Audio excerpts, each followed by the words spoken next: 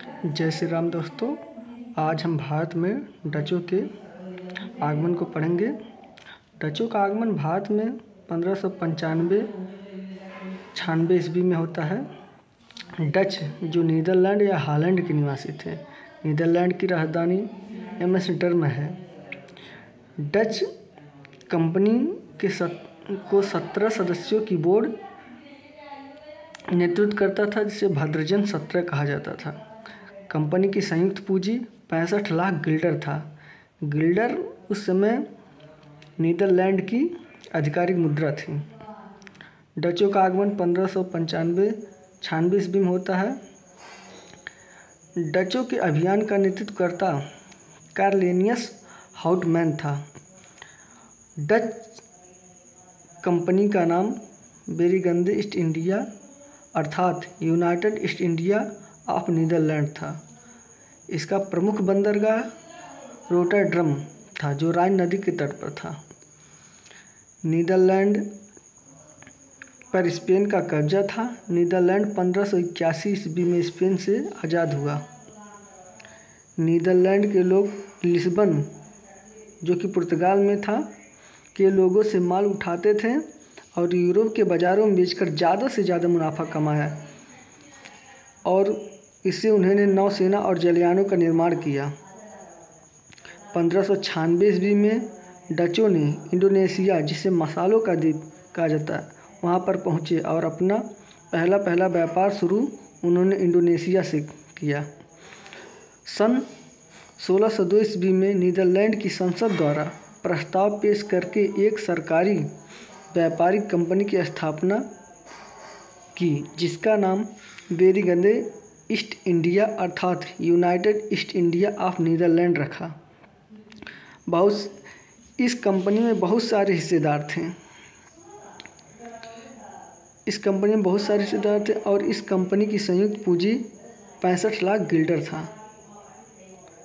यह कंपनी लगातार 200 सालों तक सबसे ज़्यादा मुनाफा देने वाला कंपनी बनी, जो प्रतिवर्ष 18% का मुनाफा देता था। बंगाल में डचों ने अपनी पहली फैक्ट्री 1627 ईस्वी में पिपली में स्थापित किया, जबकि प्रथम व्यापारिक फैक्ट्री डचों ने 1605 ईस्वी में मसूलीपट्टनम में की थी। डचों ने 1610 ईस्वी में पुलिकट, जो तमिलनाडु में, कोठी बनाई और यहीं से वे वस्त्रों का व्यापार करते थे। और डचों ने पुलिकट में ही यहीं पर एक टकसाल की स्थापना की और इसी टकसाल में उसका स्वर्ण मुद्रा पैगोडा ढाला जाता था। पुलिकट में ही डचों का प्रसिद्ध गाल्ड्रिया किला था, जहां ये लोग बारूद का निर्माण करते थे। डचों ने सूरत में 1616 ईस्वी में अपनी कोठी बैठाई और यहाँ से भी अपना वस्त्र का व्यापार करते थे। यह सबसे अधिकतम मुनाफा वाला क्षेत्र था। डचों ने बंगाल के कासिम बाजार में भी कोठी बनाया और यहीं पर रेशम चक्री बैठा, जिसमें 3000 कर्मचारी काम करते थे। बंगाल के चिंसुरा से भी डच लोग रेशम, सोरा आदि का व्यापार करते थे। उड़ीसा के बालासोर में कोठी बनाया और वस्त्र का व्यापार यहाँ से भी करते थे। डचों ने पटना में भी अपना व्यापारिक कोठी खोला था। 1759 ईस्वी में डचों और अंग्रेज़ों के बीच एक प्रसिद्ध युद्ध हुआ, जिसे बेदरा का युद्ध के नाम से जाना जाता है, जिसमें डचों की हार हुई और अंग्रेज़ों की जीत होती है। इसके परिणाम स्वरूप अंग्रेज़ों ने डचों पर प्रतिबंध लगाया कि आप कहीं पर सैन्य कार्रवाई नहीं कर सकते हैं।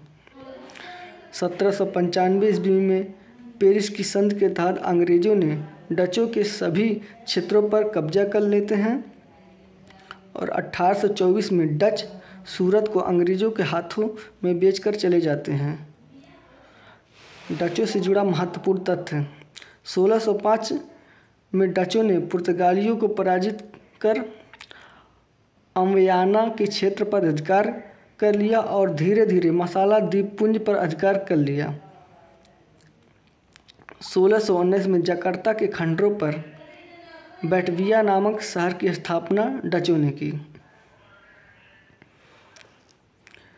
1653 में चिंसुरा में डचों ने कोठी स्थापित किया। यहाँ के किले को गुस्तावुस फोर्ट कहा गया। 1658 ईस्वी में डचों ने कासिम बाजार में कोठी स्थापित किया और 1616 ईस्वी में सूरत में कोठी स्थापित की थी। डचों ने 1664 में मद्रास में कोठी बनाई और 1651 में विमलीपट्टनम में फैक्ट्री स्थापित की थी। तो आज भारत में डचों के आगमन पूरा हुआ।